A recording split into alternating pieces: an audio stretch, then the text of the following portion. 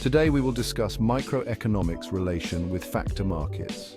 Microeconomics is a branch of economics. It focuses on the choices made by individuals, households, and firms. These choices determine what is produced, how it's produced, and who gets it. Factor markets play a crucial role in this process. They are where businesses purchase the factors of production they need to produce goods and services. These factors are the building blocks of any economy. Factor markets encompass a wide range of transactions. They involve the buying and selling of labor, land, capital, and entrepreneurship. These resources are essential for any productive activity. Understanding how these markets function is crucial for understanding the overall health and efficiency of an economy. The interplay of supply and demand determines the prices of these factors. Businesses strive to acquire these resources at the lowest possible cost. Households, on the other hand, seek to sell their resources like labor at the highest possible price. This constant tug-of-war determines market equilibrium. The study of factor markets provides valuable insights into various economic phenomena. These include wage determination, income inequality, and the impact of government policies on resource allocation. By understanding how these markets operate, we can develop a deeper appreciation for the complexities of the economic world. Understanding the factors of production. Factors of production.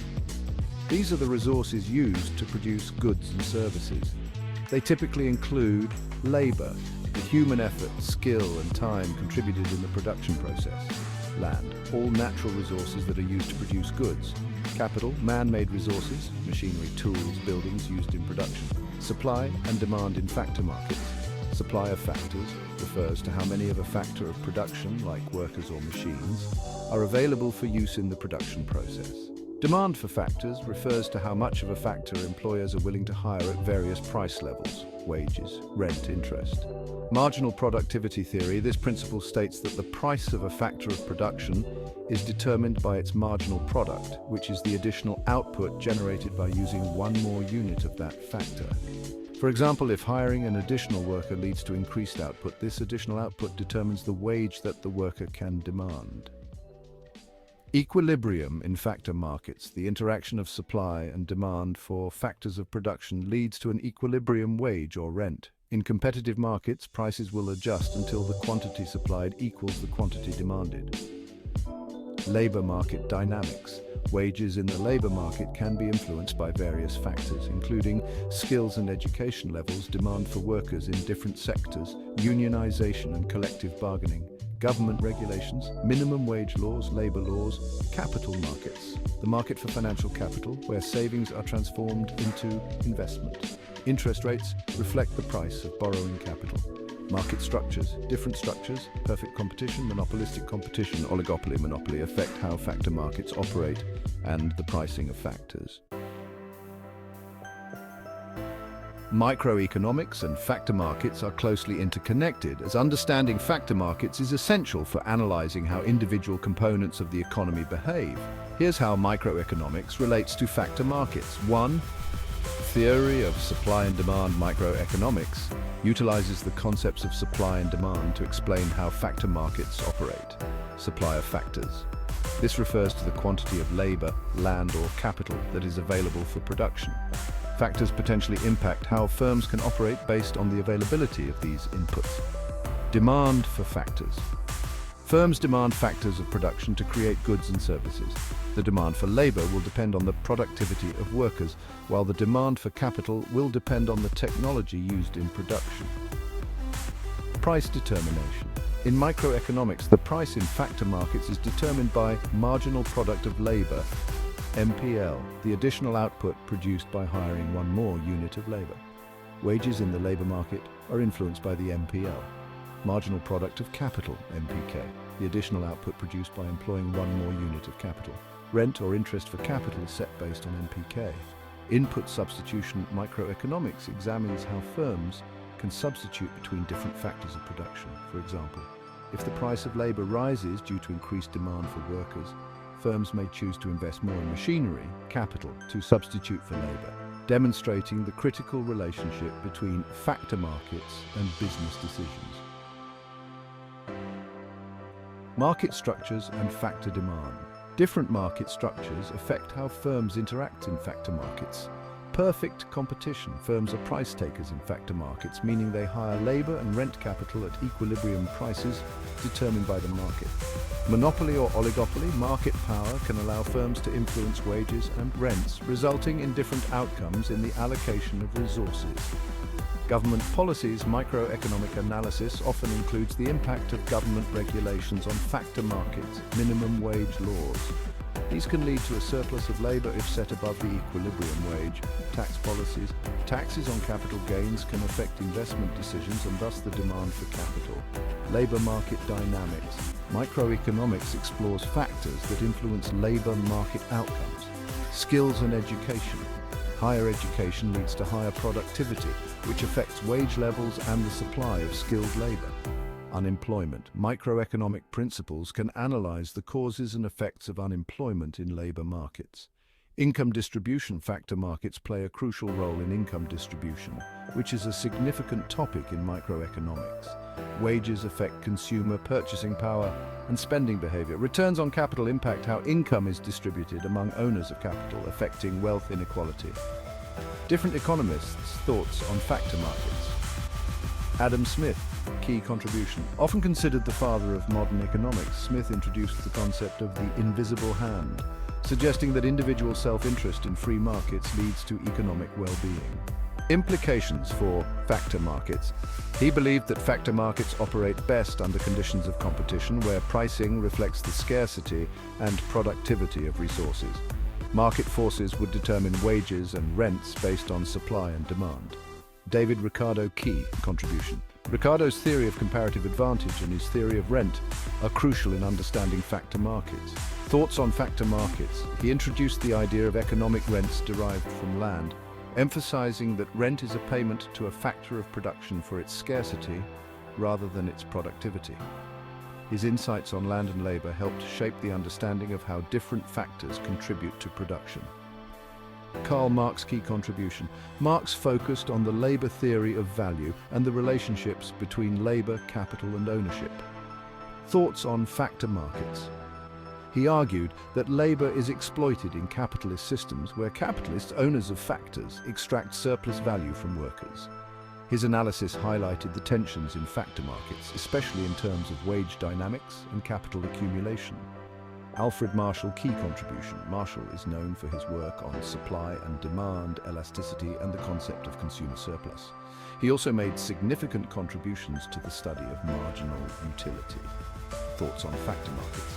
Marshall emphasized the importance of the marginal productivity of factors and introduced the concept of derived demand, indicating that the demand for labor is derived from the demand for the goods that labor helps produce. John Maynard Keynes, key contribution. Keynes is best known for his ideas about macroeconomics, particularly during the Great Depression, emphasizing demand-side factors. Implications for factor markets. Although more macroeconomic in focus, his work suggested that fluctuations in the economy can affect factor markets. For example, high unemployment can lead to lower wages, impacting the overall demand for labor. Frank H. Knight, key contribution. Knight distinguished between risk and uncertainty and contributed to the understanding of entrepreneurship in economics. Thoughts on factor markets.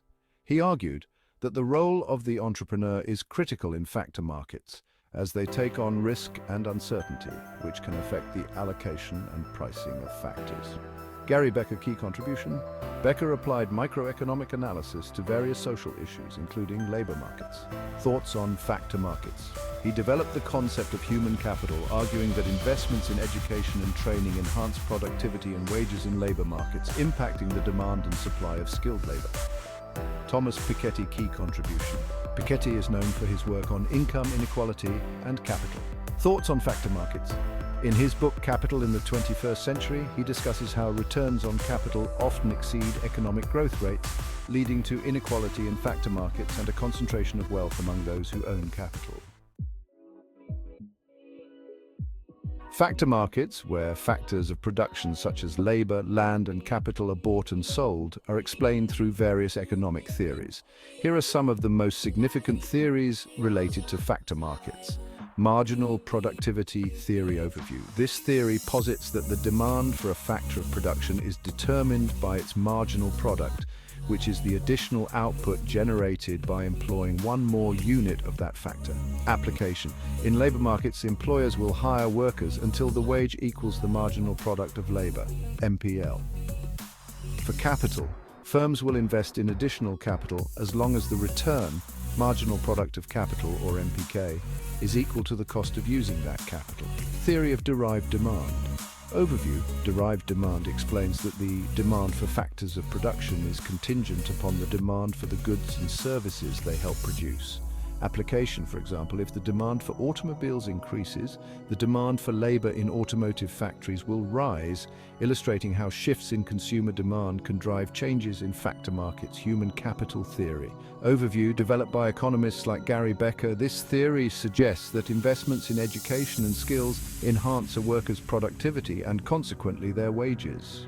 Application, higher levels of education and training lead to increased demand for skilled labor in the market, as these workers contribute more to production, impacting wage structures. Neoclassical theory of wages. Overview. This theory asserts that wages are determined by the interaction of supply and demand in labor markets, with a focus on factors such as skills, experience, and the marginal productivity of labor. Application.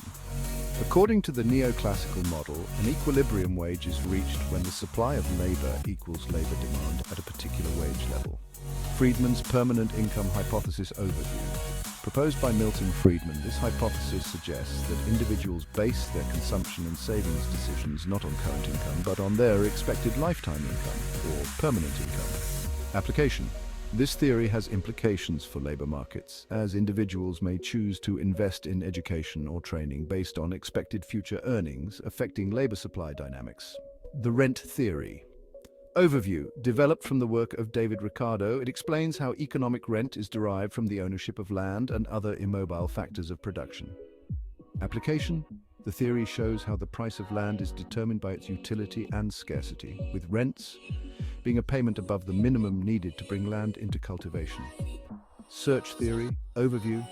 This theory addresses the process by which workers search for jobs and firms search for workers. It recognizes that both parties face frictions in matching. Application. Factors such as job search, duration, unemployment, and skill matching play a critical role in labor market outcomes, leading to varying unemployment levels and wage differences. Efficiency wage theory. Overview. This theory posits that employers may pay above equilibrium wages to boost worker productivity, lower turnover, and reduce hiring and training costs. Application. By offering higher wages, firms can motivate employees to work harder and stay longer, leading to better morale and productivity, which can, in turn, influence the overall dynamics of the labor market. Monopsony theory overview. A monopsony exists when a single buyer, employer, in the labor market has significant control over wages. This contrasts with perfect competition, where many employers compete for workers. Application. In a monopsonistic labor market, wages are lower than they would be in a competitive market because the employer faces an upward-sloping labor supply curve. Thus, they can influence wage levels more significantly. This was all for today. Please like, subscribe, and leave comment in the comment section. Thanks for watching.